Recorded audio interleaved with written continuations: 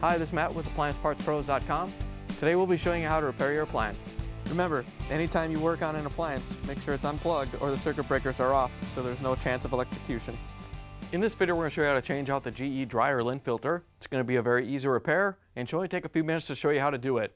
If you already have one of these, great. If not, you can click on the link below or get it at AppliancePartsPros.com. When you open up the package, you're going to get the new lint filter. The lint filter filters the air as it circulates through the dryer. The main reason to be changing it out is if it's lost or damaged and you're getting lint on your clothes. In order to change the part, we have to open up the dryer door.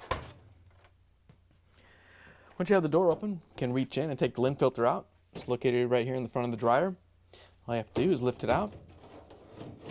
Once you have it free, you can pull it off the dryer. Here's the old lint filter next to the new one. If you already have one of these, great. If not, you can get it at AppliancePartsPros.com. To put the new lint filter in, you just want to line it up with the housing and push it in.